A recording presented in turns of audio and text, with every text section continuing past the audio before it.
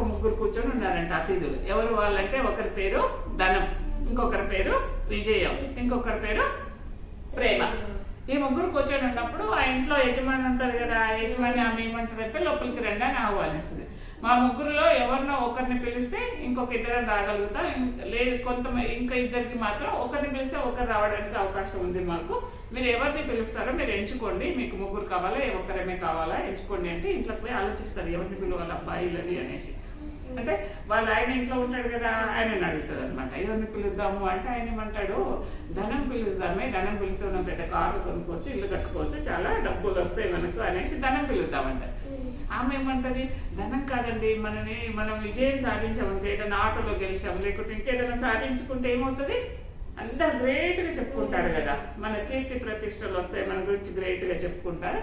మనము ఇప్పుడు cinema యాక్టర్లను cricketers చూస్తే ఏమంటాం, మనం చాలా గ్రేట్ గా ఫీల్ అవుతాం కదా, అట్లా అందుకని గ్రేట్ ని పిలుద్దాము, విజయాన్ని పిలుద్దాము అని ఆమె చెప్తుంది అనమాట. వాళ్ళకి ఒక ఇంటి చిన్న పాప ఉంటుందంట. ఆ పాప ఏం పిలుస్తుందంట, ఇంకా లాస్ట్ మిగిలింది ఏముంది, ఈ పాప ఏం పిలుస్తుంది, నువ్వేం పిలుస్తావు, ప్రేమ.